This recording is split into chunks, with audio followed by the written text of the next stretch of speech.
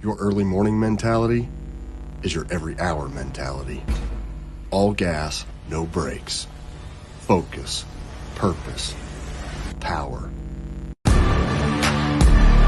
Destined for the water, but confident everywhere else. A calming buzz before the storm, the truth of nature itself. You can't catch lightning in a bottle. There's a limit out there, but it's not with your gear. Unrelenting power delivery. Unparalleled weight savings. Keeping you on the water, whether you run a 9.9 or outscoping your best 5. In this rare air, there's power in the silence. It's a mindset, thinking only of the things that matter and freeing your mind from the things that you trust.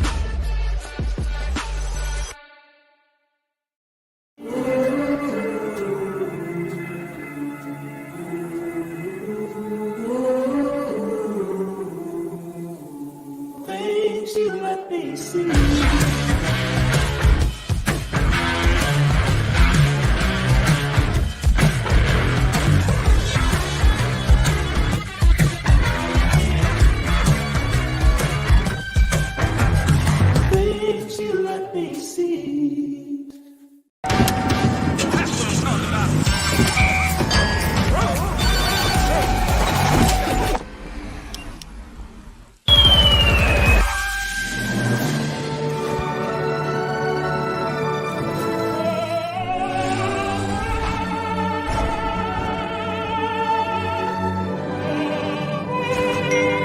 Cutting down the chaos of life is a lot easier when you can find everything you need, including peace, at one place. Your local farm and home supply. All right. Hey, we're live Monday night, 7 o'clock on the dot, Richard. I'm waiting for your comment to give me some crap on that. But again, Monday night, been kind of a crazy last couple days. Hopefully everybody had a good holiday weekend. We did have to postpone Perryville, Missouri due to flooding, which we'll kind of go back into last Monday night and talk about where that projection was and how it changed on Thursday. So there's also been a lot of talk about the river being shut down by the Corps or the Coast Guard and some other things like that we'll get into tonight, and just kind of talk about what we got coming up.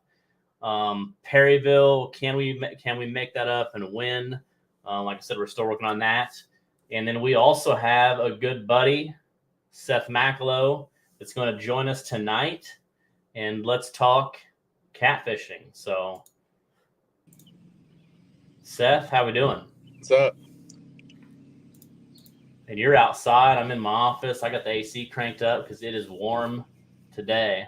Yeah, I messed up out here. Yeah, you did. So what are you sitting in your boat?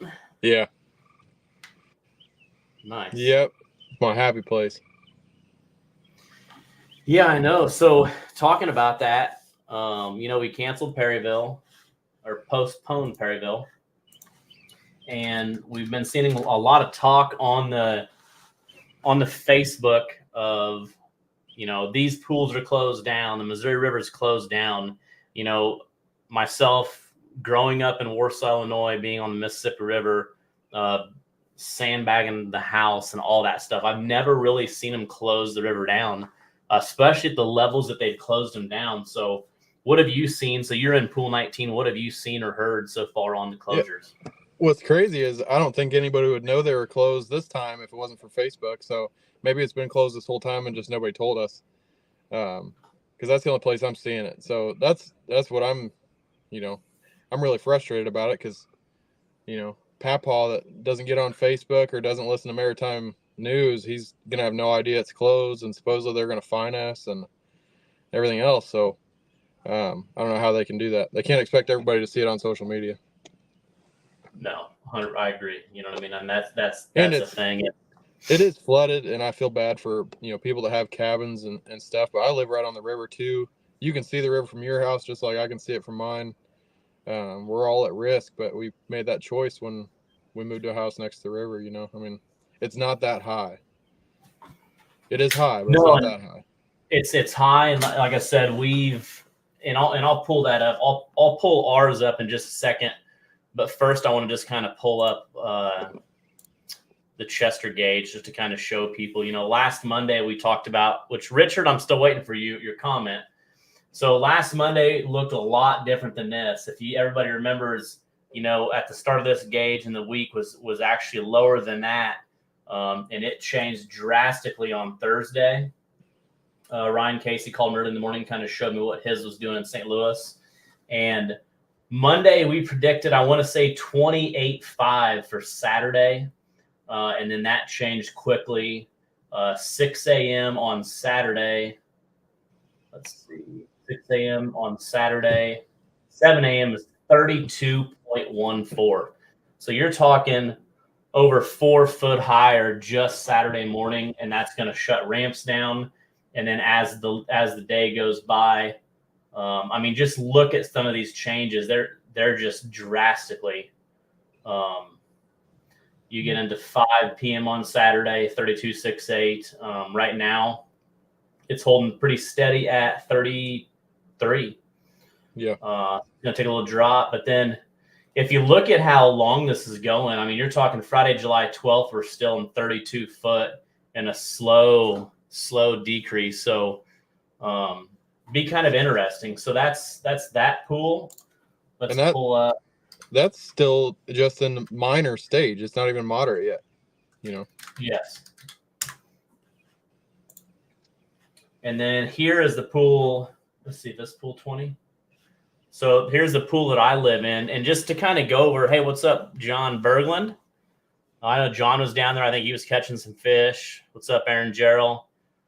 Scott said pool 19 closed. So just to give you kind of an idea, on this new forecasting that they have out here with the new website, right now we are in my pool that I live in, we're at 17.94. Moderate, which is in my pool that I've lived in, pretty, it's not normal, but we get that a lot. When we flood, we're at like 26. And if you go down to, they have a lot of cool things that you can read. Something that I noticed, and actually I called pool 19 Lock and Dam, the biggest lock and dam on the Mississippi River. And then I know I'll try to highlight it here. These are some of the flood impacts. 21.2 Lock and Dam 19 is closed. And I called them today, and they are actually, Seth, I think we talked about this. The Coast Guard closed them down at 18.1 foot. Well, right, it's not even 18, and they are closed. Yeah, it's ridiculous.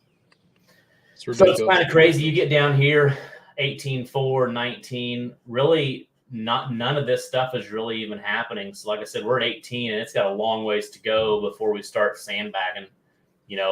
Very few cabins in our area are really getting affected right now. Just a few, crossing the Des Moines River that usually are prone to flooding of some sort, but. Like I said, it's just I got to call, I guess it was the Coast Guard that I called, the upper Mississippi River sector out of St. Louis, and talked to them a little bit. I think all of this, there is a little bit of miscommunication, like with everything.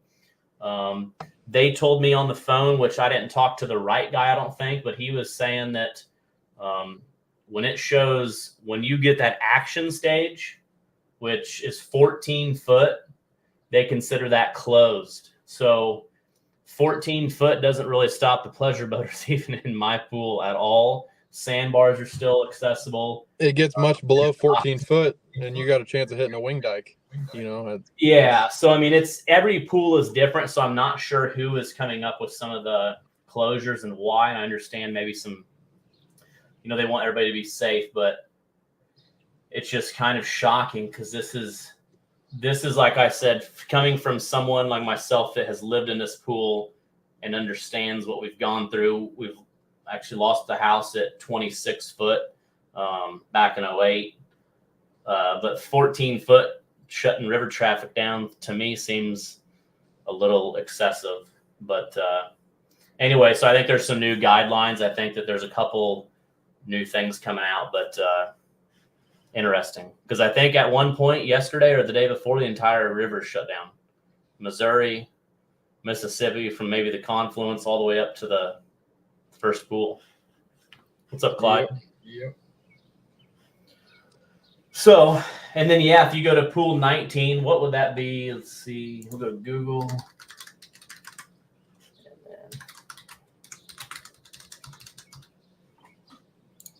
And Seth kind of explained, we always talk about how this gauge works, which is in Burlington, right? So, yeah, there's one in Burlington. That's the longest pool.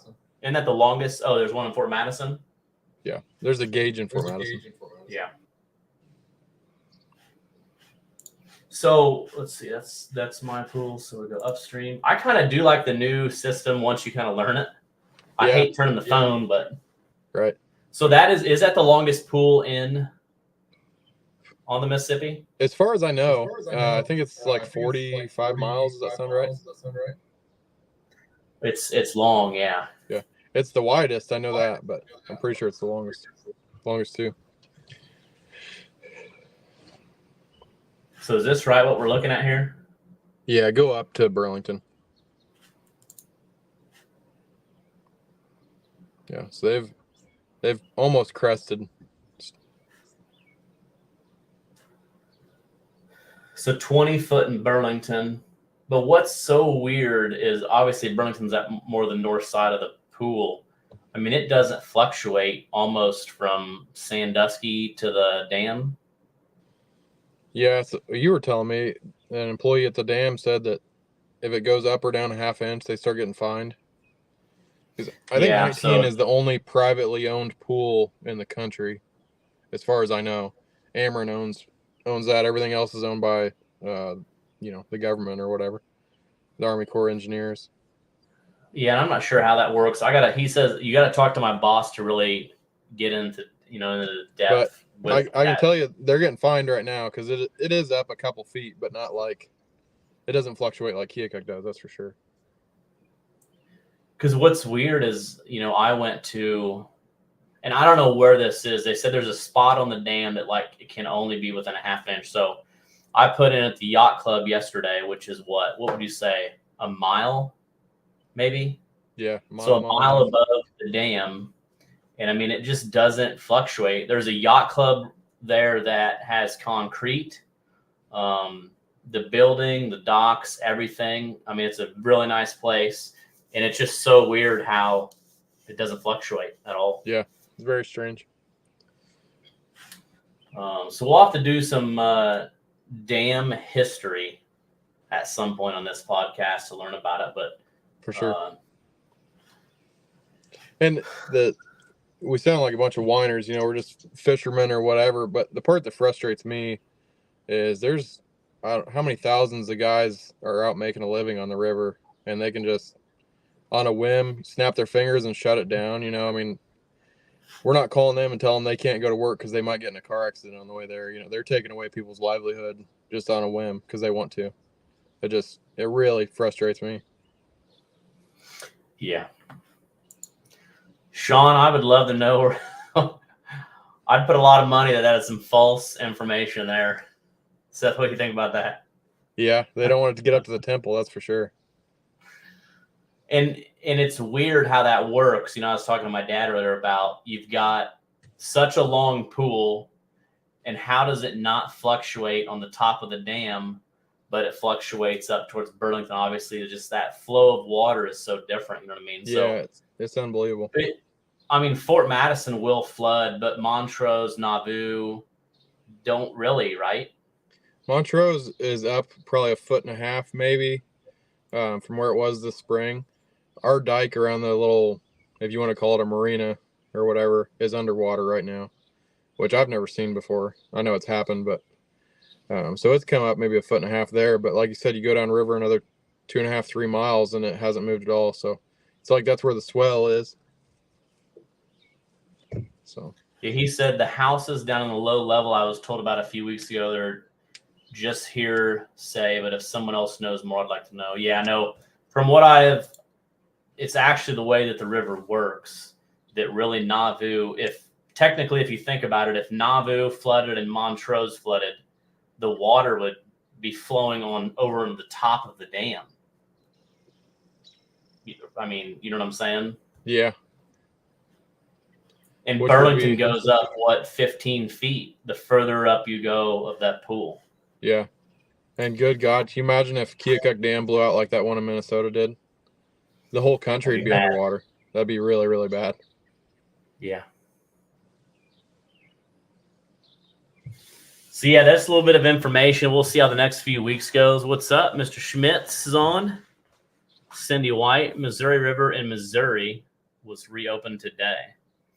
Sean thinks it'll change with the rain. So we got a hurricane coming. We got a lot of things changing. Hurricane totally Texas, different. So. Totally different from the last couple years of me putting fish in a boat and throwing them to you and walking across a sandbar. Yeah, I remember not too long ago complaining because we didn't have any water, and look at us now. Too much. It's either too much water or not enough water. What's up, Mike? So yeah, anybody that's watching this, you got any insight on that stuff? Like I said, it's the Mississippi River. I wish there was a cool video or, on that go from no water to lots, like that explain like the dams and the dam history and, how it's free flowing from the chain of rocks down in St. Louis to the Gulf. Just a lot of interesting stuff. And then obviously they've been getting hit hard too. I'm interested in how the pools work, because I was under the understanding that pool 26 was the last one. But in the list today on their closures, I want to say it said pool 27, pool 28 was on that list. I didn't know that was a thing. But I thought it was just lower Mississippi after that. You know what? I want to say you're right. I think pool 27 is maybe considered the Alton, below the Alton Dam, because that's Lock and Dam 27. It's in the canal. Let's see.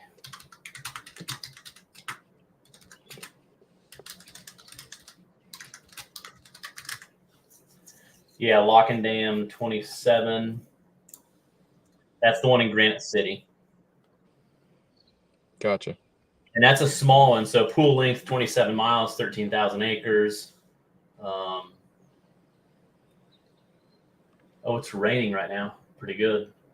It's not raining there. No, it was about 15 minutes ago. Well, longer than that, I guess. Right, about a half hour ago. Maybe that's because I'm right behind you, right? That's the blue skies behind you? Yeah. What's up, Kevin? So, yeah, and you said Lock and Dam 28 also, or pool 28? I think it said 28. That's what kind of stumped me, but I could be wrong. Mississippi River, no. I don't see pool 28, but I don't know. I'm going to have to do a little research on the dam and the history, but like I said, they're interesting how they work and why they work. And pull up how long pool 19 is. I think it's 45 miles, but I could be wrong.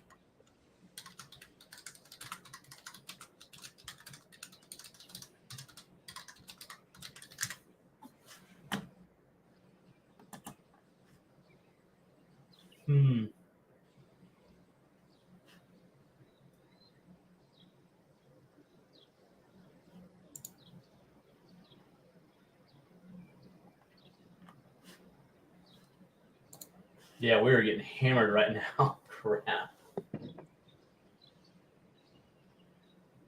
So here it says Pool 4 is one of the longest pools on the upper Mississippi.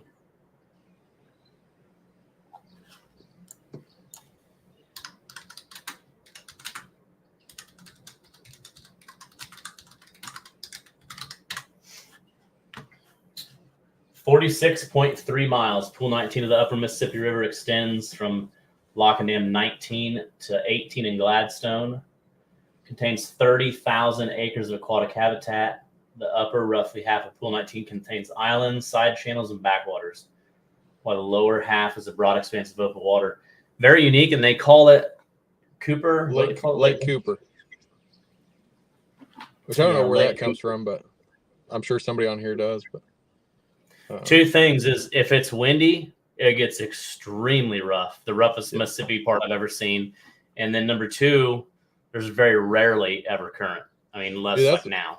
that's what's crazy is, last year it's like a lake.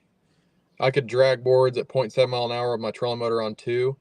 And this year I tried and spot lock above the dam. My batteries only lasted like 2.5 hours. For Fishing for Freedom, I had to throw an anchor because my batteries died. That's unbelievable. Yeah, like I told you, we went out, me, Rhett, and Liz put the boat in at the yacht club yesterday. Kind of got in the afternoon. We're going to do a little chicken versus moon eye. And then a rain came in, and we didn't get to spend much time. And it was rough, and the current was scooting. Yeah, it's unreal. Really pretty clean. I mean, even looking outside my house, I mean, there's really not a lot of trash anymore. There was kind of that first initial rise, but sure. So Mike Muscatine is going to be August 3rd. Hopefully, will be Muscatine. That's not that far off. Hopefully, they get their act together by then. I know. Let's see what they're at.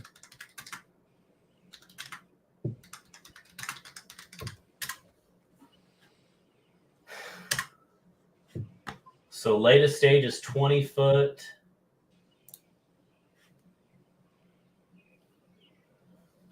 They're pretty high. Let me share that. Whew.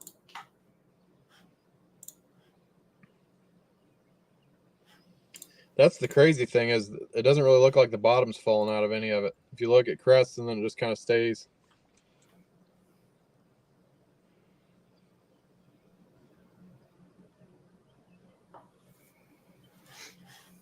Yeah, so. How far out is that? 10 days?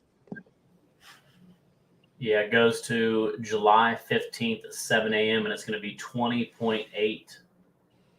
You're talking barely dropping by the 15th. So yeah, so by August it might still be in moderate stage. 17 feet record, maybe. That's kind of cool. It ain't far from the record. 25.6. And like I said, with the rain, a lot of things can happen, man. It's been a while since we've had a year like this. Yeah. Tim said 21 this morning. So hopefully we see that changing. Aaron said, I've always been told that the Mel Price Dam in Alton is the only dam on the Mississippi that has been replaced. I always thought it was cool how well them old timers made the dams. It is pretty impressive. You think about Keokuk and how much water it's holding back and how much water they let through, and it's still holding after this long. It was built in 1907, something like that. Yeah, it was pretty impressive. We're just doing a lot of share screen tonight, but let's pull this up. Here's a little bit of Wikipedia action for you. Let's see.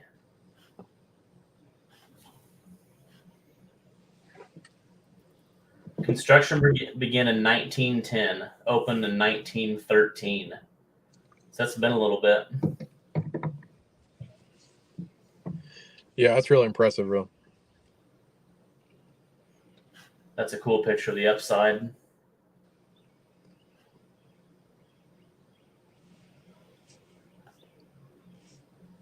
Trying to think about Catfish the size of Volkswagens down there. They do. So construction of the dam. Let's see. Construction of the dam began in 1910 and was completed in 1913. That's insane. They did that in 3 years. That was a massive project. The movable portion of the dam is 4,600 feet long with 119. I thought it was 129. So just think of this: 119 separate 30 feet rectangular steel skin plated sliding gates. The gates are either installed or removed, and the river flow is controlled by the number of gates installed. So they have a machine that goes down. It's pretty cool. A siren goes off, and then they can lift the gate with this big machine. They're removed by that crane that travels on the service bridge above the dam. At the time it was completed, it was the second in length only to the Aswan Low Dam on the Nile River. Pretty wild. That is unreal. And have you heard what it looked like before the dam was there? Yes, I was trying to see if they had any like old pictures. It was all rapids, really shallow, rocky rapids. That's what I've always been told.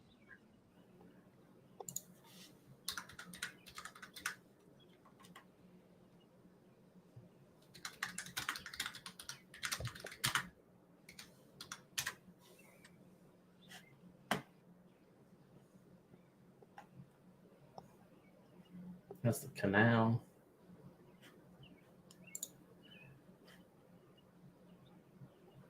Somebody had a really cool picture of like when they were building it with like the trains and stuff.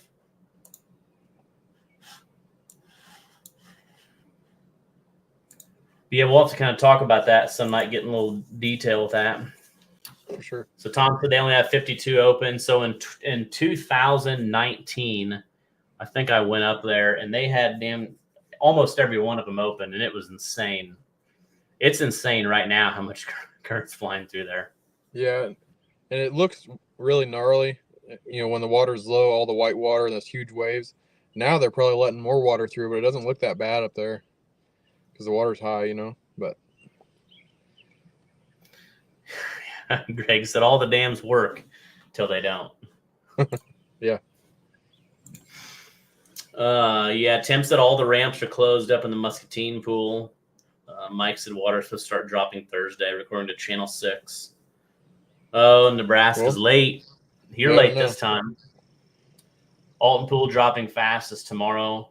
You know, so the next Mississippi River tournament that I know of is July 27th in Vicksburg, and I don't know how that's going to play out with, you know, the water, especially with the hurricane and things coming. If they're going to get more water, but like I said, hopefully it drops because I want to get back on the river, do some fishing. Let's kind of get in a little bit of that. I don't know if you got to watch Liz and I. Oh yeah. But just as kind of like a fun little thing, we thought, you know, let's you know, Kirk's been catching really good fish. A lot of people and like YouTubers been using chicken. And actually, Liz sent me a video of a guy that had a grocery sack and he got all his little different little, he had that limon and all that stuff in there, mixed it around, and he was doing really good. So I thought, let's go buy some chicken, and I'm going to catch fresh moon eye. And I mean fresh, like right before we went fishing. And let's just go one-on-one. You pick what you want to do. Of course, you pick chicken. And she beat me. So instead of going like, you know, she gets the right side, I got the left. Not only did I have four, I mean, it was supposed to be 3-3, but then I ended up throwing a bonus fourth moon eye out. So I went moon eye.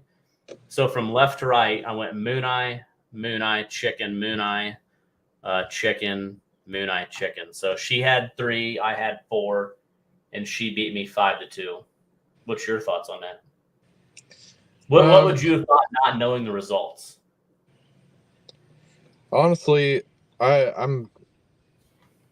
look at things different than other people do. I think if you're in fish, then they're going to eat what you throw at them, is my personal opinion. A lot of guys won't fish a tournament unless they have moon eye or unless they have skipjack, or I don't care.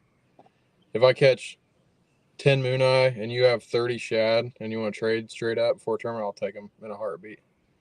You know, I don't think it matters. They say that chicken has the same amino acids that like mussels do, and we know that catfish eat mussels, you know, all the time. So it doesn't surprise me that they eat chicken. Let me see. I think I have this picture. Oh, I do. Sweet. Check this out. Speaking of what you just said.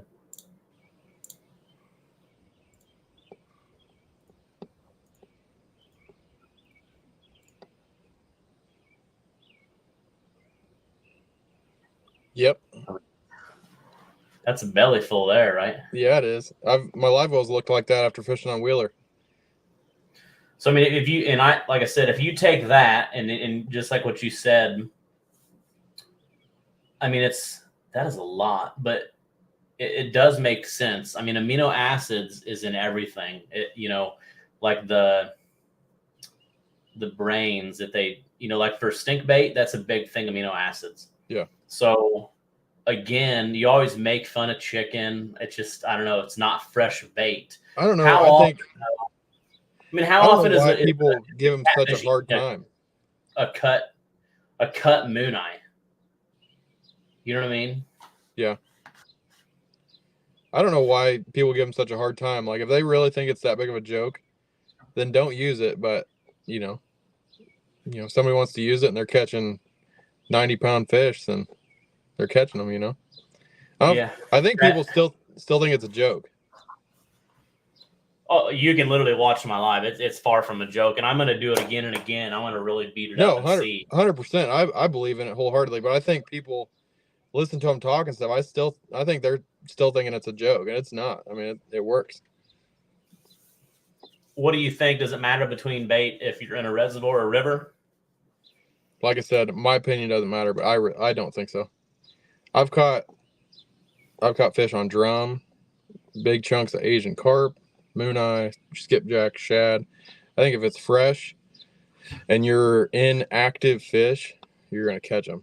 Now, if you can't find any active fish and you find one big fish laying by himself and you're trying to catch him, he might be in a mood. But if you find a school of actively feeding blue cats, then you throw something out there, they're competing with each other, they're gonna eat it. Is my opinion. So do you think if I go out 5 times and do this same contest, chicken versus fresh cut bait, and out of those 5 times, chicken wins 5 out of 5? I mean, when are you going to say, you know what?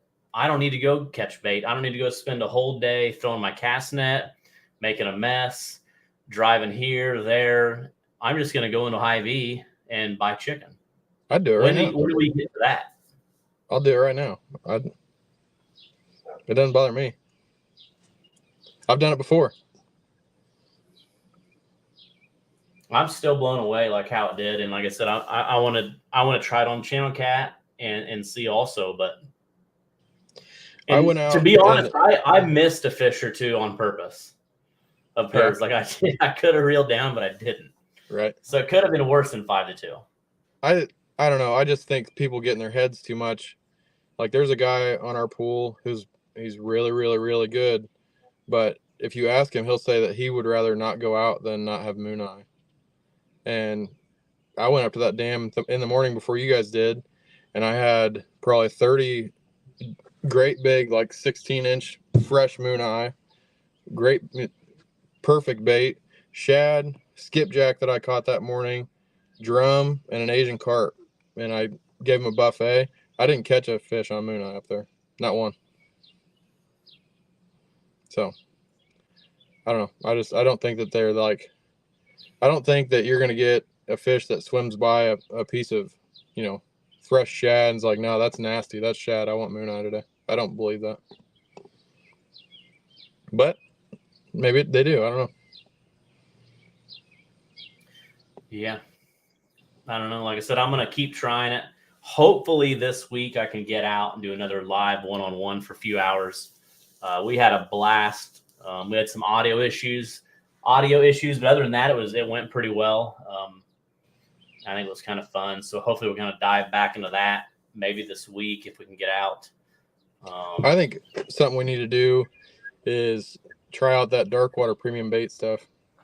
Because I think Asian carp is a really, really underutilized bait out here. Most people don't want to mess with them. That big one I caught last year was on a chunk of Asian carp, like the size of a softball. They're disgusting to work with, though. So that dark water stuff would be nice. And that goes back to, especially because I'm a little OCD. Like my boat has got to be clean. Yeah, and you can't keep a clean boat with those. No, I mean, and even catching fresh bait, you know what I mean. You get into especially a bunch of shad, and they make it a mess, and then you got to cut them. There's blood everywhere. Again, like I just got beat by chicken, and all you had to do is, I mean, it costs less money to go to get chicken, and then you go straight to fishing. Because there's times, I mean, I've had people not fish my tournaments. I've had people not go fishing at all because they go out and they can't catch bait. They don't want to use frozen bait. Right. Yep. The Alton tournament this year. Carp is money. 100%. Asian carp is the GOAT. Here's something that you'll never do, Alex, because it's disgusting, especially on other channels.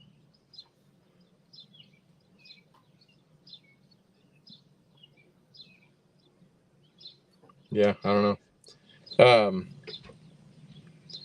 A hot tip with the Asian carp, if you just cut them up, they're not that great. But if you bleed them out in a bucket and then cut them up and let them sit in that bucket for like half a day in ice. Don't let them get rotten, but they'll soak it all back in, and they're fire. Like, best bait you can use, I think, because they're so.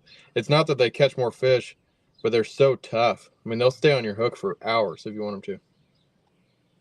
I was pretty shocked on how good the chicken was, honestly. Yeah. So Sean says he won't even cut open a bag of frozen bait. That's one less guy we got to compete against, I guess. Yeah, now I will. I will use frozen skipjack, good quality frozen skipjack. I'm 100% in. I've caught a lot of good fish on that. We got 4th place at what was that? Bama Blues on frozen skipjack. I've cashed a lot of checks on frozen skipjack. That was a 200 boat tournament. Yeah, huh? That was like a 200 boat tournament. Yeah, I think you're missing out. Now Moon Eye, I know a lot of people like Moon Eye frozen, but I hate it because it's like mush. You know what I mean? But good frozen skipjack. I mean, to be honest, I know people that are using frozen skipjack over fresh because of how they think the thawing process when it's in the, like, I'm talking frozen. They don't even thaw it out. Yeah, that's what I've heard. You don't want to let it thaw in the bag. You want to cut it and throw it out while it's still frozen, which makes a lot of sense to me. But that and frozen skipjacks, even when they're mushy, I throw a big enough bait, like body chunks will fall off your hook, but if you hook them in the head, even if they're mushy, they'll usually stay on. So I'll just throw out half a skipjack and throw the tail away, you know. Yeah, and that's another good thing. You know, Rick says different times of year, different baits. I mean, again, I don't know where that comes from. I mean, I always say, you know, why can you only use shad on the Missouri River? Or people get you know what people I mean? get in their head about it. You had that biologist follow you for the entire year, all the way through all the seasons, spring, summer, fall, and into winter. And every blue cat, what was it, 98% Asian carp was their diet all year. Yep. Yeah. Kevin. Moon Eye is fine frozen as long as it was taken care of properly prior to freezing. Yeah, I agree. Like I said, I think it all goes back to Kirk. All goes back to what we always talk about, whether you're using what rods, what gear, what line. Like, if you're using 30-pound braid, fishing for big fish, and that works for you, that's good. As long as you are confident in that, what you're using. 100%. And I want to get confident in chicken. You got to keep throwing it. But yeah, I think fresh bait is always good. But like I said, I am so eager to get back on the water and go one-on-one again. What's your goal though? Like you said, what if you go out, 3 trips and chicken wins every time? But what if you go 3 trips and Moon Eye wins every time? Are you just gonna throw the chicken away? Because it works. No, I mean, right now I think you have chicken on the boat all the time. Like, why not? Yeah. You know. I mean, one of the places we went, I only got technically 1 or 2 bites, and one of them was like a 1-pound channel cat. How many did you catch on chicken in Natchitoches? A decent amount, but it was the day that I was in a different pool, and I think there was kind of a high pressure. The fishing was not good, and then the next day I got fresh bait, so I threw the chicken out. Like I wasn't a believer until the live I did a couple days ago with Liz. Sure. And now I'm still like, what? Yeah, I don't know. I think me personally, if you're, nitpicking at which bait you're using, then you should go find different fish because they're not really that tuned up. As Dale says, I keep as many different baits on the boat as I can, whether it's chubs, bluegill, shad, moon-eye chicken. Give them a smorgasbord. That's true.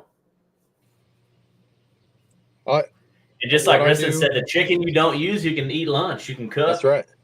The only seriously. thing with chicken that I don't like the only reason I don't have it on the boat all the time, it has nothing to do with catching fish. I don't want to get salmonella. That's my only concern about it. But yeah, but I mean, I'm buying it like right away. Like I'm buying it on my way to fish, and I'm using it. If you touch raw chicken and then like eat something. Well, yeah. I mean, that's my only concern with it. Or you go to cast it out and it drips into your drink or something. I mean, I'll drink a little skipjack blood, but you drip chicken juice in there, that's probably not good for your immune system, you know. And that might not be as big a concern as what I think it is, but yeah. See, now you're scaring me a little bit. Now I'm like, maybe I don't need this chicken. Right. I keep trying to get Chris and Jet to put chicken on the boat. Chickens don't swim. Chicken juice is not key. Ducks don't swim either, but we've seen those in live wells before. Oh my. Oh, Cliff's getting a little serious now. Try chunks of stew meat soaked in garlic overnight. But here's the thing, like I don't want to get too like where I'm spending more time and money on chicken. Right. At that point, I'll just go throw a cast net. I'm just saying if I'm gonna go for a 3-hour trip, I talked to so many people that they're like, I loved catfish, but bait, like catching bait is so hard. This time of the year it's really hard. I can't throw the cast net by myself, you know, where the bait's at. So they don't go fishing. Like that changes the game. Right. No, 100%. Yeah, I just, like I said, I don't get too particular about it. I go out and I start throwing the net, and I throw the net until I have enough bait. Like I don't, like some guys I know, like you said, they'll fill the net up with shad and they'll throw them all back and go look for mooneye. Like I will never do that. Yeah, and I will say, I went out and did some video the other day with Nate Moore and his dad and Luke, and the bait is insane right now. It's almost too good, too easy. I mean, it's a one throw and done, but you know, again, I don't know. Like I said, it goes back to the ammonia. What is chicken, that consistency? Is that helping them? Are they finding it easier? Is it an easier, quick meal? Like the muscle, you know what I'm saying? So I'm definitely going to be getting into it. And I know Old Crow says, let me tell you, boys, I'm a chicken eating and cooking machine. He said, I finger more raw chicken than most and have never been. I'll tell you what. You got to screenshot that. Doug, what is the chicken place you go to down in St. Louis? What is that called?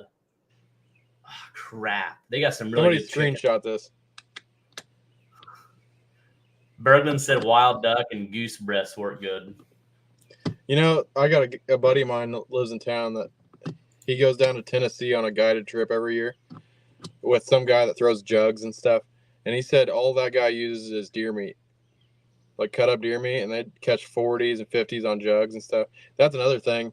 People throw jugs 6 feet under the surface of the water and 40 feet of water and catch big fish all the time. We were talking about that again a couple weeks ago, even with Kirk, you know, like we don't do that. We're fishing the bottom. I think that catfishing is going to change a lot in the next like 5 or 6 years with live sonar and everything. Like people thought they knew what bass did until 10 years ago. It turns out they didn't have a friggin' clue. All those guys that were the best in the world 10 years ago can't cash a check in a tournament anymore because they were so wrong about what they were doing. And I think a lot of people, you know, have their egos and stuff and say, oh, you know, they know everything about catfish. I don't think we know anything. Anybody. I mean, they know how to catch some, but I think they do a lot of stuff that we don't know about. Yeah. And I think as the sport grows, Old Crow, I'm talking about that other one that you take me to, the chain restaurant down there. I think you're going to have, I think Jason said something about artificials, but you know, you got overseas for those wells, which is a different species of catfish. You got a ton of artificial stuff. You've got artificial stuff working now in catfish. I know several anglers that are hardcore on artificial. I just bought 20 hair jigs the other day. I should have them in here, but they're about 6 inches long, big white hair jigs. They're supposed to imitate a shad. that I've been watching a guy on YouTube. He'll throw his cut bait and he'll use that as a trailer, and like 9 out of 10 fish he catches hit the hair jig. It looks like a little live shad swimming around down there. I'm looking to see if I have a giant. Some of the swim baits they're using for the bass. I mean, I know several guys that are doing well on catfish. Oh yeah. It's wild. Yeah. Everybody's talking about chicken restaurants right now. Champies? No, it's nothing crazy. I don't know if it starts with an R. Have you seen Anchorman? Yeah. Anchorman 2, Champy's Chicken. He's serving bats. Doug, what is that one next to your little Chicken of the Cave? Shop? Rick Green, I think there should be separate divisions. So here was another good Rick Green. What's everyone's thoughts on using live sonar in tournaments? Raising Canes. Here we go. Greg got it. Thanks, Hey, Greg. Thanks. I think there's going to be one of those in Quincy, Alex. Really? Yeah. Me and Corey are going to go broke. Oh, Raising Canes. Okay. Yeah. I thought you were talking about a live and non-live sonar tournament. No. You know, Rick, I'd love to get into that discussion tonight, but that is that's one of those deep dives right there. That's a real deep dive because there's so many ways to look at that. Yeah, and there's so many different ways to look at that. I mean, does it help you catch bait? Yes. Does it help you catch fish? I think it will. I think some people are doing it, but again, sonar is changing so much. I mean, from when side scan was new and how people side scan got a lot of heat too. So, I don't know. I think in the next few years, it's something for sure. You can throw a Barbie doll on a hook with fresh bait on the Tennessee River and catch fish. Yeah, he said Canes does have the best. Raising Canes does have good chicken strips. It is good. That's all they have, which is why it's probably good. They don't have anything else to focus on. Let's see. So yeah, no, back to that is yes. I am more excited right now. Like I am all into like getting on the water and doing 1-to-1. Unfortunately, we can't because the course shut us down. I'm working on that. I got to find a loophole. Yeah, I think we're gonna have to go to a lake. Make sure it's actually shut down, or is it? We're only gonna fish like a spot like the yacht club where it doesn't even fluctuate. You know what I mean? But anyways, once we get out and do the 1-on-1, like I am super pumped about that. I'm in. Let's do it. I'll take fresh bait or chicken. Yeah, Liz was I don't know.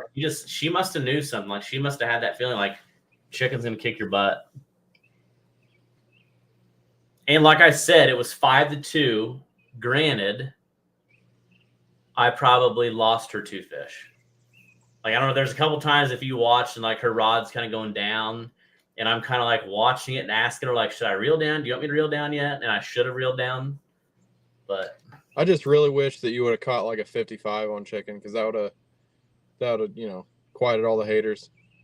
There were a few people saying that didn't catch anything big and blah blah blah. But you will one of these days.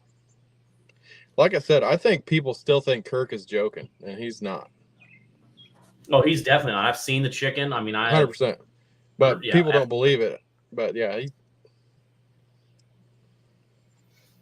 So Cody, did you get to see Liz and I? We went live, a couple nights ago.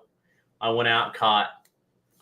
It doesn't get any fresher than that. Fresh moon eye shad, had skipjack, literally cut them and they're still shaking. And we alternated rods. I actually had 4 with fresh cut bait, and she had 3 with chicken, and outfished me 5 fish to 2. You know what? I've actually got a theory, Alex. I think that these guys have been using it, and they're trying to discourage other people because they don't have anything to lose by us using it. Because I'm fishing against Cody in tournaments, and so are you. And he's laughing about us using it. So I think he doesn't want us to. Hey, you know what I mean? True. Here in Cody, think of this. What do you got to lose by us using it? Here's the thing: is he's a guide, and he's going out Sakoti is? catching bait. Yeah, he's a guide. I don't think so. Well, he guides a little bit, or he fishes a lot. How about that? Okay. But if you're a guide and you're going out and spending that much time and money on skipjack or bait, that's a big deal, right? Oh, yeah. Imagine if all you had to do is go buy chicken. Imagine now, since he can only catch 25 skipjack at a time or whatever that law is now. Yeah. They can't even stockpile it anymore. I'm trying to see. I've got a picture of the price of chicken. Yeah. Oh, now Bobby coming in hot. I'm not against that either. I am. That stuff's nasty. It's not allowed on my boat. True, Bobby. I'm going to say that is too yeah. The problem with that is You sell once it, you though. get that on you, you can't get it off of you. Yeah.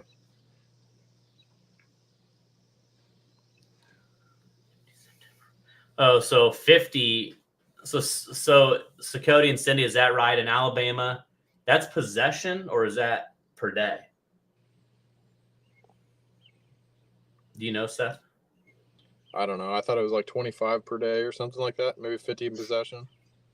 I say 50 per day is not bad. That's not going to really help much, I don't think. But 50 in possession is a big 50 a day. Is that what it says? Yeah, you can load up 50 a day. Right. Is that what the law is? 50 a day? Yeah, and that's going to change September 1. So you can go out and catch 50 in a day. Yeah. And then how is what if you're a bait dealer in Alabama? So me and Seth go down there, we can catch 50, but you can't sell them. I think even with a commercial license or something like that. Yeah, I know, or I don't know. It seems like I think Brad Lale's like completely getting out of the bait business, so it must be something bad.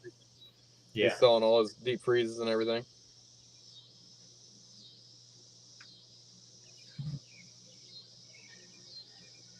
Okay.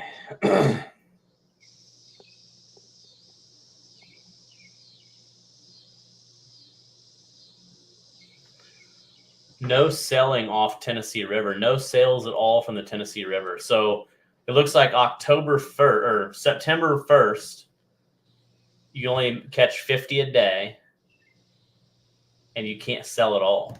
So yeah, that's kind of messed up. There's a lot of those guys that live down there that got buddies that'll catch it for them, but then people coming in from out of town, you won't get that same deal. yeah, because like you take someone like, let's say me and you, we want to do a quick trip down there. We got a 10-hour truck and boat ride. We get down there. You really don't want to have to go below a dam and throw for skipjack, especially if they're, you know what I mean? It's nice to just go and maybe Sakoti says, hey, stop by the house. I'll have a cooler of fresh bait on ice. We only need 20 would be fine with me. And then we just stop by Sakoti's, throw them in the truck and go fishing. It's illegal now. I think there's going to be a lot less people. It's illegal though if he's just like, hey, Yeah. I think there's going to be a lot less people traveling to Alabama to fish now. My personal opinion. Like I said, that's a bit, and it goes back to what we talk about, just going fishing in general. You got 3 hours to go fishing, and you might take you 2 hours to go catch 5 pieces of bait. But especially skipjack are tough. Like, we could make it happen, but guys like us, we don't have them, so we're not used to catching them. So we drive all the way down there. Drive down there on a Thursday. Tournament's Saturday. We spend all day Thursday trying to find where the skipjack are at. I think it's going to deter a lot of people from making that trip. I'll still do it because I'm stupid, but I think there's a lot of people that won't go. Sakoti. He says, I can give all day. He says, what falls out of your pocket? Yeah. Oh, man. Yeah, we're giving the river a break, man.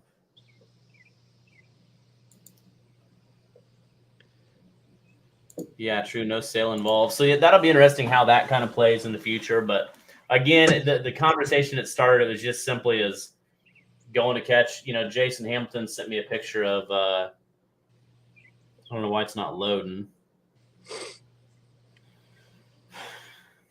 And Liz is. Let me see if she'll answer real quick. It was amazing what we paid for chicken. Like, I don't know what the going price is because usually I don't go to the grocery store, but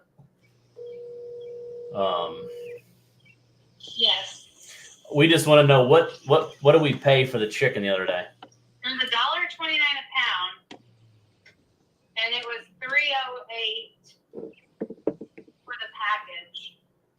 You got a picture of that package or a video? I sent you the last video. So how much a pound? $1 something a pound? It was $1.29, which was so stinking cheap. So the other day, it must have been on sale. But the other day, it was $3.99 a pound, and like a package like that is like $11-12. Yeah, we didn't even use half of that package. Actually, we used a breast. Maybe one breast. Yeah. Yeah. What do you think? Like, you're going to a tournament out of state. What do you think? Like 15 pounds a day? Oh my gosh. No. You don't think so? You'd be cooking on the grill if you get that. I mean, unless you're throwing giant. Well, I mean, you're going to Vicksburg, you know, trying to catch some big fish. You're going to throw a whole chicken breast on, aren't you? I don't know how you hook that big. You almost gotta maybe put Same it way you hook a 12-inch skipjack. I don't know. Yeah, maybe, or maybe you put it in. Like, I know when I was little, whole chicken breast. We used to put my grandpa used to put the livers in pantyhose and hook up. I haven't used shad guts or anything like that in like 3 or 4 years, but I still have pantyhose on my boat. I'm not really sure why, but that's the way to do it. Yeah, If so you're Cody throwing said that kind of double hook stuff. rig. I think what Brian St. Amo's got going with bridling his skipjack, I think that might be the ticket with the chicken breast. Bridle him with a stinger hook. That's not a bad idea.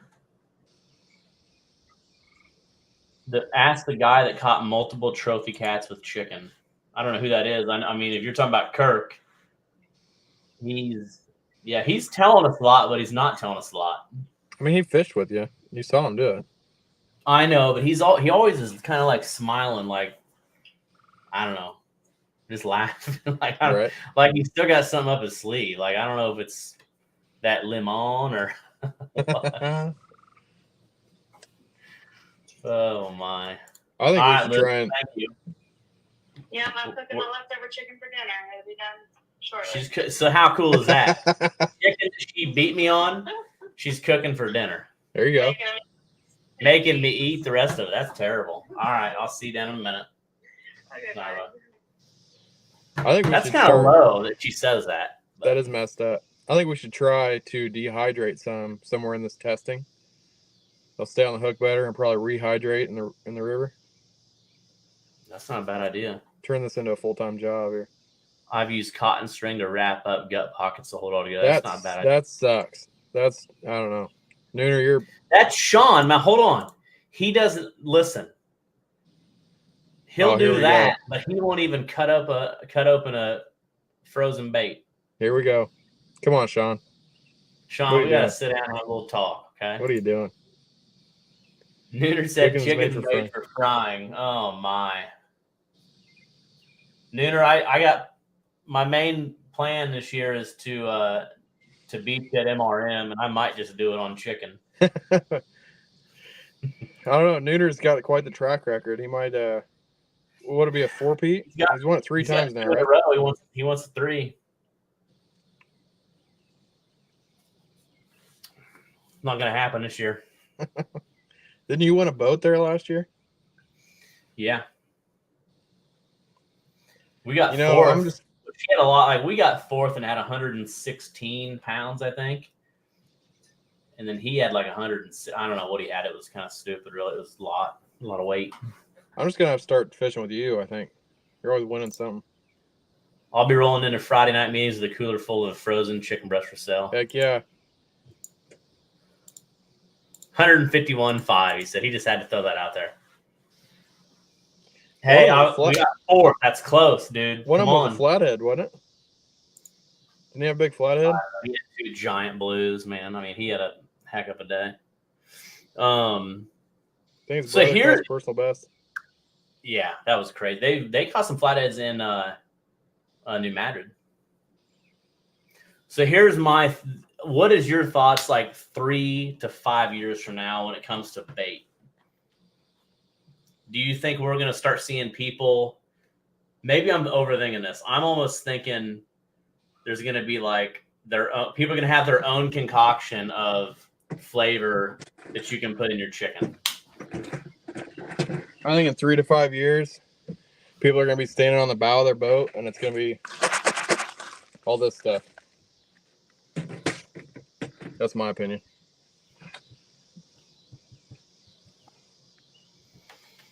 Yeah. And I think not a lot of people are talking about it. I know, Jason, I can't get that picture for whatever reason. I know a lot of people are talking about it or doing it and not saying a lot. You know what I mean? And I think like live scope, I think that's helping some people. But 5 years ago, there was a lot of people that didn't even know what bumping was. You know, and now everybody's doing that. I think, I don't know. There was a lot of people that bumped, don't get me wrong, but there was a lot of people that did not know what bumping was 5 years ago. Oh, yeah.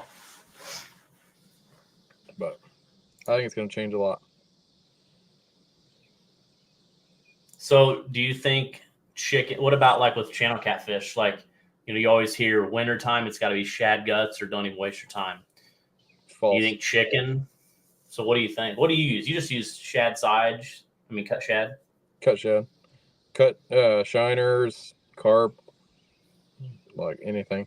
Anything that's less than like 14 and 15 inches long, the bait, I'll just cut it up in chunks.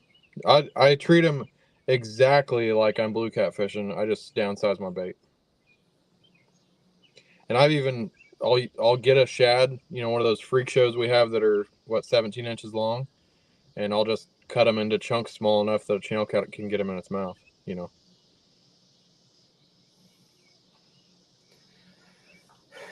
Yeah, Nooner said, I'm curious to see how dragging people do at Vicksburg with the river forecast to be 14 foot higher. It might.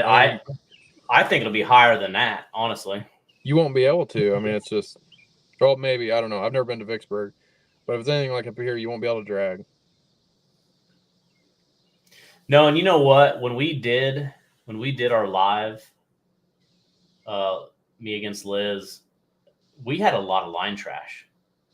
But they were still biting. Like, it was pretty crazy. Like, I don't know if you got to see some of that line trash was like crazy. I was doing the same stuff that day. Yeah, it was nasty. It's funny, you know, where I was sitting up in the toilet, I had a tree branch that was circling me all day. It just kept going around and around my boat for over an hour. It just kept making a circle. And all that line trash and everything was doing the same thing. But yeah, like I said, I am super excited to get, hopefully this week, one of these nights, try to get out and do a little one-on-one chicken versus moon eye, and maybe try it on the channel cast, try to get on blues, kind of see how that plays out. And like I said, just for my own, like, I just want to know how good is it. I mean, Kirk's caught a 94, and I thought, like, okay, Liz caught 5, I caught 2. I mean, one of my fish is the smallest fish, and I had fresh moon eye. So I don't know that changes things, but right. I want to go out 5 times and see what wins. And if it wins every time, like, I think you're stupid, then I'd have chicken. I mean, you can make fun of me all you want, but yeah, I think you're. I don't know. I think you're onto something. Like, and you take it to, you're going to go fish a tournament, you're going to go fish, you're going to, to travel. You know, granted, I don't think a lot of people are using just chicken, but let's just say that you're Kirk and going to go to Muscatine in August, and you're going to go there for 2 days, and bait's really tough. You heard that bait's tough. It's a ton of work to go catch bait. Like, let's say Wednesday, you catch fresh shad, but you can't catch anything, Friday. So, like, are you using 2 or 3 day old shad? Like, bait is tough. And I've had a lot of people say, I'm not going to come fish because I can't get bait. Like, if nobody's selling bait, I can't get bait, I'm not going to fish. So, right. chicken, you just roll. You don't even have to put ice in your cooler. You just go. And then Friday night, go to the store, go to Aldi's, get some chicken or Hy-Vee. Hy-Vee, I think, is the ticket, though. I think Hy-Vee is our next sponsor. Yeah. I'd like to try the that flash frozen chicken from Walmart. Then you don't even have to worry about it. Nooner, I'm going to start. That'll be next. Is the Ivory That's true. Soap. He's I not. know. That's true. So, I don't know. Catfish are a weird animal. That works too. Oh, my. That works too. That's funny. Well, yeah, we'll have to do. Hopefully, if we do every time we do the live or the one-on-one, we'll do it live, just so it's kind of there is nothing hidden. It's all right there in front of you, just kind of like it was. Sorry about the breathing heavy in the beginning. Like there was a lot of things going on. I had the mic up to my mouth, but we do got some new headsets that'll be much better next time. Although almost have this live stuff really, really dialed in. So. Mike Mitchell, we've got to get you and Casey against each other here soon. Once the river opens up, let's talk and get you guys out. Oh, yeah, Crow, come on, man.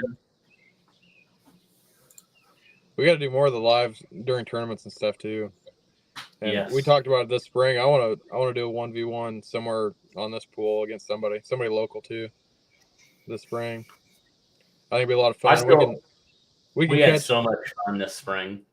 We can catch each 250 pounds of channel cats in a full day, I bet, which is, what you guys were going for with blues. So it'd be really action-packed live, I think, if it's as good as it was this year. And like I said, look at how Fishing for Freedom was in June. I mean, it was, gosh, what did Hayden have in 3? Like 38 pounds in 3. 38 pounds in 3. Something like that. It was unreal. It was crazy. Like, it was nuts. I mean, Pool 19 is an awesome place to fish. But it's not it's not even that you can get giants. I mean, you can, but you can catch, 10 fish over 10 pounds in a day, channel catfishing. So I don't know. It'd make a cool live. Yeah, I mean, like I said, we had a blast. It's so much fun. It's action-packed. You know what I mean? Throw it right in there. We could even do me versus you or something out here, one-on-one. Yeah. So it's just such a different animal up there in Pool 19. Like, there's no other water like that. I don't know. It's weird. A lot of fun to fish. It is. And good news for people that will be in Pool 19 in Burlington September 21st. So if you want a piece of that big channel cat action, we're going to be in Burlington, Iowa, September 21st. And we're looking to go back to Fort Madison, Iowa in 2025. So really, I always talk, and sometimes I'll take a picture, but I always talk about when I'm looking up at this big wall, it's because I got all 12 months of the year already for 2025 up there, and it's filling up and trying to get everything out for the schedules and all that stuff. So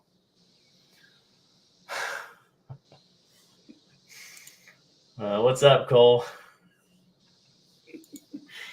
So Cole calls me, Seth, and he says he had some issues with his Solex. Oh God, you told him to throw it in the water, didn't you? No, I didn't. I told him what I would do, and I said just undo all the wires from the back of it, and then unscrew it from the gimbal, and then just toss it. If I only knew how many times you told me that. The only time I really felt bad is I think it was maybe Donald Moore or somebody, but they were actually, maybe it's probably Charlie actually. He was actually dead serious, and he was following the instructions, and I took my time with him. So he unhooked everything. He undid the gimbal.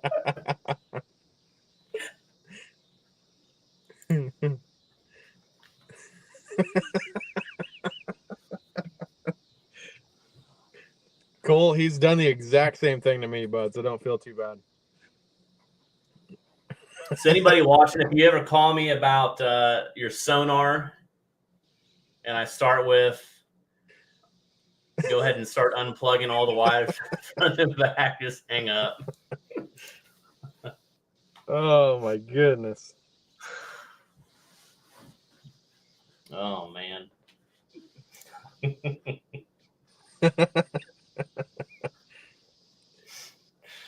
Oh my. Nooner. So I'm actually, like I said, I've been working on that a little bit today. The only thing is like the schedule is just, June is kind of a, fishing for freedom. We have the Sea Arc Poker Run. It's kind of a slow month. And then July is on fire. It's just nonstop. I mean, nonstop. Yeah, it's kind of hard to have 3 tournaments in the same month, like August. Well, the problem is right now, so you really have I go to Orlando the week of the 16th, and then the next weekend is Vicksburg, and then Muscatine, and then St. Joe. I have a tournament every other weekend the rest of the year. And Liz and I are actually going to split up on October 12th, and she's going to go to Jeff City, and I'm going to be in Savannah, Tennessee. So she'll be doing her own solo tournament. Really? Oh, is that for that Missouri River Classic? Yeah, for the Missouri River Classic, yeah. So just some things came up, but, Alton, Illinois, Alton Catfish Classic. So really August, this is how August breaks down. August 3rd, Muscatine. August 17th, St. Joe. August 31st, Jack and Jill, Canton, Missouri, which is an awesome tournament. You've done very well there. And then the next weekend, because Jack and Jill's Labor Day weekend, the 31st. And then September 7th is Alton Catfish Classic. September 14th is MRM Memphis, where Nooner is not going to get another win. September 21st is Burlington, Iowa. And October 5th is New Madrid. October 12th is Savannah, Tennessee, and Jeff City. October 19th is Keystone Lake and Tulsa. October 22nd or 6th is a little breather. And November 2nd is the championship in Helena, Arkansas. That's getting her. So really the only possible weekend is like the weekend before the championship, and that's really not doable. Well, or the weekend after St. Joe, the 21st. But then that would put 4 Twisted Cat tournaments in 1 month. Yeah. And that is, I'm not sure that's mentally. That's tough. Yeah, time. I don't know if that's mentally doable. Yeah. Your mental state, time, money for the anglers. I don't know. That's tough. Yeah. So working on it. But like I said, we were really pumped about Perryville. And again, hopefully we got tournaments coming up that we hopefully can get into. Like Muscatine right now needs to come down drastically. Yep. Be interesting how the year shakes out. Yeah. So that's kind of what's coming up. What do you got coming up next? What's your plans? What's Seth's plans? Just go to work, I don't know. I'm hoping to make it to Muscatine. If you have it, I'll be there. So Nate said just make Jack and Jill the other points tournament.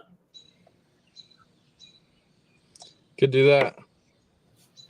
I think Jack and Jill, some people are going to struggle a little bit, including myself.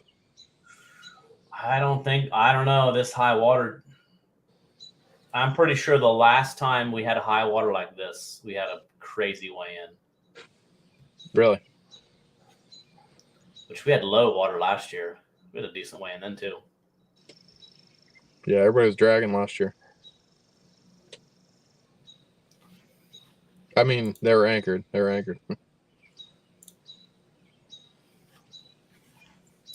So yeah, that'll be Jack and Jill's fun. We had over 40 boats for the Jack and Jill, and unlike the regular season stuff, it's a 2 adult max. So you can only have 2 adults in the boat, and if you do have 2 adults, it's got to be 1 male, 1 female, and or like Seth could be the 1 adult fishing with his mom or fishing with a kid or whatever. But you can have as many kids as you want in the boat. So Just one of them has to be a girl. one of them has to be the opposite. Yes. So I guess we'll keep an eye on the Corps or the Coast Guard and see if they open up the river, and I'm gonna go buy some chicken. I guess it averages about $3 a pound. That's still not bad. No, because what do you think skipjack is? I don't know, what were people paying for skipjack for I Perryville? want to say it's like $4 a piece, $3.50 maybe. I want to say it was more than that. I think it was $5. So $5, that's some serious money. So I mean, $5. you gotta have. How many do you gotta have in a tournament? Let's just say you have a good day of fishing. I gotta always have at buy least 25. 25. Usually I have some left over, but you don't want to run out. So do the math on that. 25 at 5 compare. I mean, look at the amount of chicken you can buy. Yeah, it's $125. You buy a lot of chicken. Buy a ton of chicken. Yeah. And out of a big skipjack, I can usually get 1 to 2 baits. Most people probably get 3 or 4. Chicken breast, you can probably get 2 or 3 out of each one. I don't know. I mean, I would guess I wasn't throwing very big bait then because I got a ton. I mean, I'm eating the rest of what we didn't use for dinner tonight. So you weren't using like full bait size pieces. I was using pretty big chunks. I mean, the same size as they were big chunks. A whole chicken breast is the same size as what I've seen you throw a chunk of skipjack. You know. Yeah, I wasn't throwing that big a bait. Maybe that was the problem. But it was When we catching. go out, I was throwing some decent moon eye. yeah. When we go out, we're gonna throw out at least 1 whole chicken breast. You know what? Actually, I might just buy a whole. What do they call those? Cornish hen. Might throw the whole thing on there. That's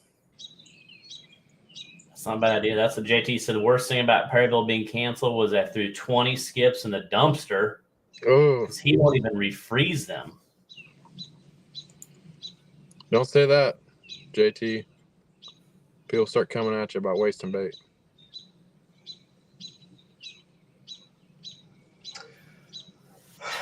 That's a good little deal here. I like that, Cindy. So what? One boat has to anchor and the other boat's bumping all day? Yeah. I think it depends where you're at, but yeah, I mean that's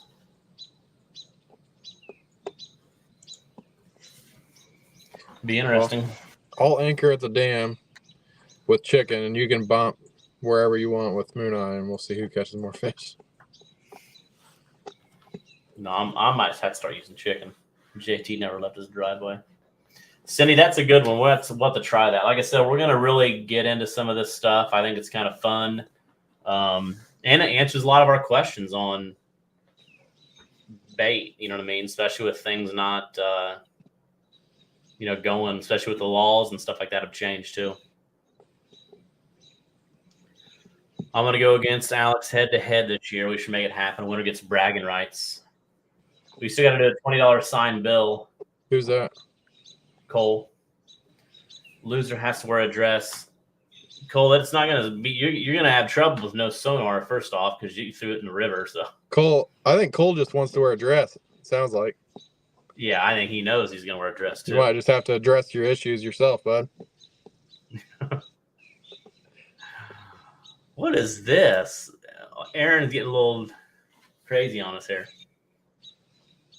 Stand up to the Jeep.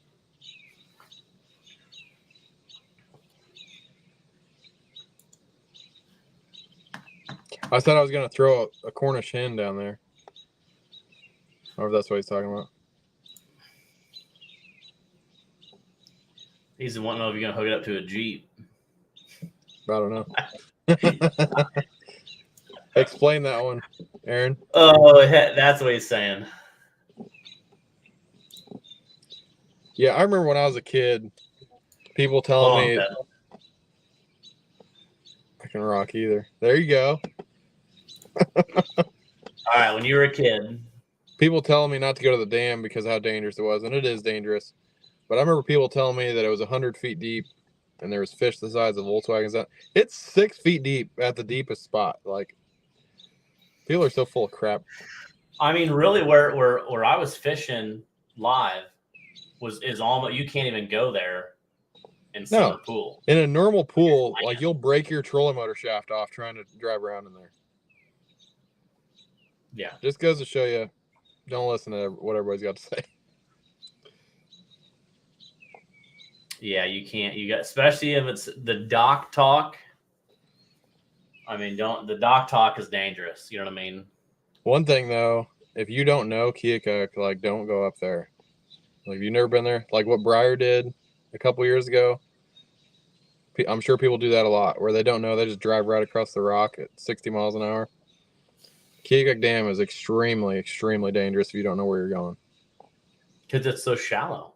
Yeah, I mean, it's so shallow. Super shallow, and it's all concrete and rock. Like, seriously, if you've never been up there, call me, call Alex, call somebody, because you do not want to go ripping around up there. Right now you're good with the high water, but when it's low, you will destroy your boat and sink it in a hurry. That's Nate Blint. I think I have a picture of the water real low. Remember when I took the... Let's see.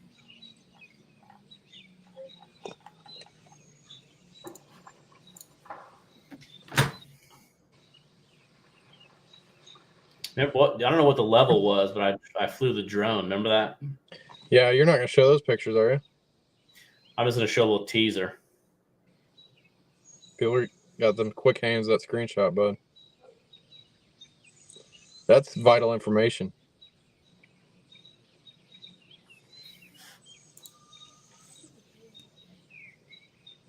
It's kind of blurred out, but that's land.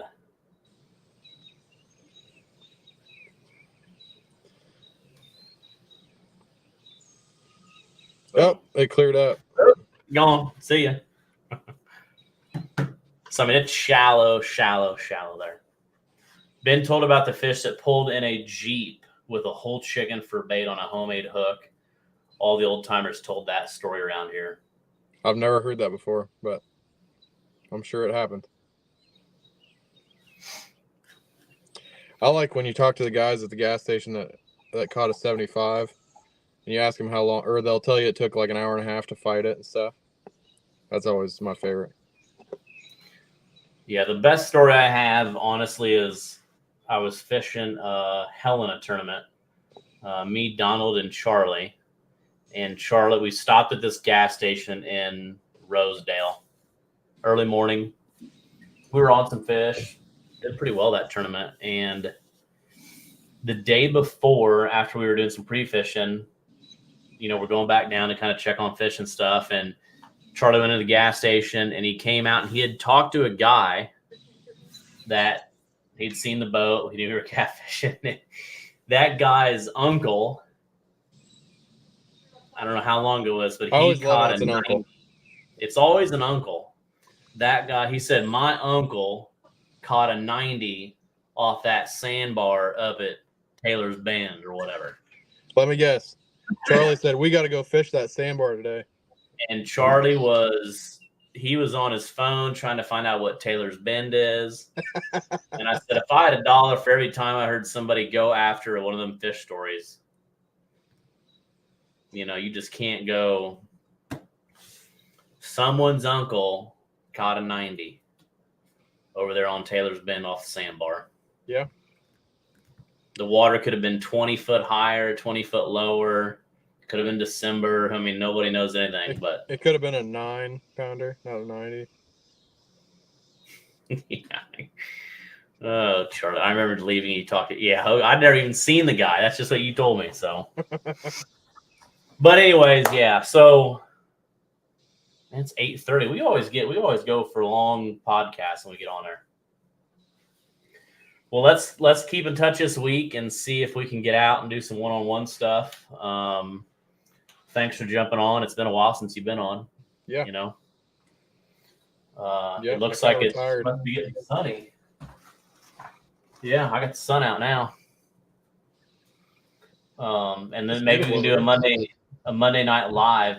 We've came a long ways since the last Monday night live. We did live like on the water. That was Right. rough.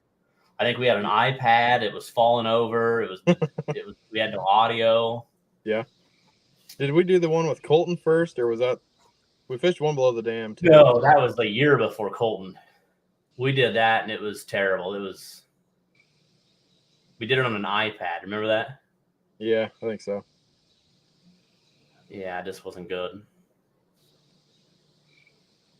So, Jordan, you gotta go back and watch. It's some good stuff. It's about chicken. It's about bait. It's about catfish, dude. What we love to talk about. So, Oh yeah. well, thanks everybody for tuning in on a Monday night. Bobby Lee, you're a little late. You can go back and watch it. Hopefully this week we do another little one-on-one chicken versus moon eye, shad, or just fresh cut bait. I am going to work this week really hard to try to get a makeup date for Perryville.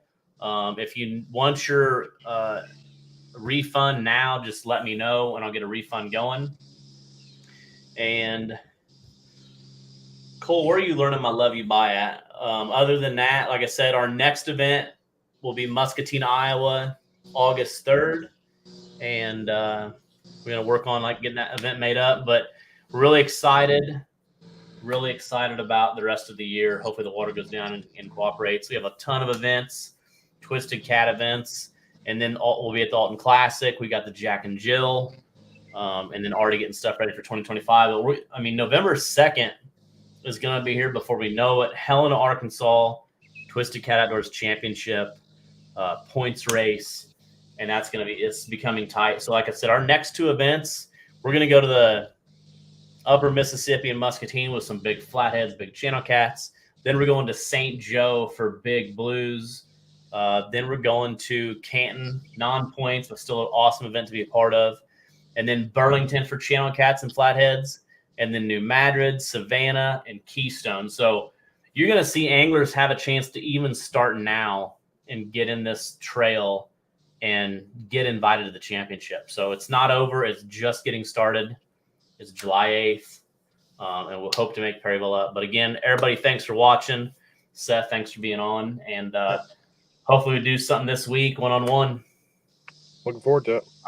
Everybody have a good night, and we'll see you soon.